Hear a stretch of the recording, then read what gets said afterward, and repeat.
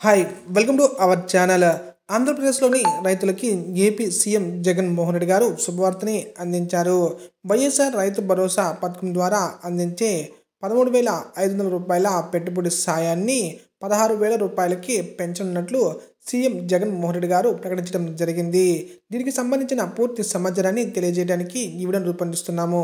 మీరు first time కనుక మా ఛానల్ని విజిట్ చేస్తున్నట్లయితే రెడ్ కలర్లో సబ్స్క్రైబ్ బటన్, దాని పక్కనే ఉన్న బెల్ సింబల్ని యాక్టివేట్ చేసుకోవడం వల్ల మా ఛానల్లో రూపొందించే ఎలాంటి ఇన్ఫర్మేషన్ అయినా అందరికంటే ముందుగా మీ మొబైల్లో నోటిఫికేషన్ రూపంలో పొందగలరు. వీడియోని స్టార్టింగ్ నుంచి ఎండింగ్ వరకు ఎక్కడా స్కిప్ చేయకుండా చూడండి. వీడియోలో సమాచారం మీకు నచ్చినట్లయితే లైక్ చేసి వీలైనంత మందికి షేర్ చేయండి. 2019 ఎన్నికల్లో మేనిఫెస్టోలో రైతులకి 5 ఏళ్లలో 50,000 ఇస్తామని చెప్పి అంతకంటే మిన్నగా 67,500 రూపాయలని వైఎస్ఆర్ కాంగ్రెస్ ప్రభుత్వం ఇవ్వడం జరిగింది.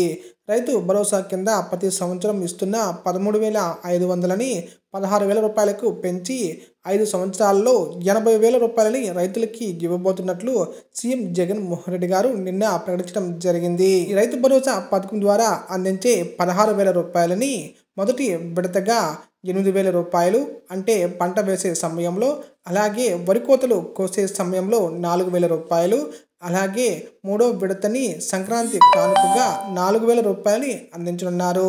వీటితో పాటు రైతన్నలకి ఉచిత పంటల బీమా కొనసాగనుంది. 0 వడ్డీ కింద పంట రుణాలు ఇప్పుడు ఇస్తున్నట్లుగానే బ్యాంకుల ద్వారా రైతులకి అందించనున్నారు.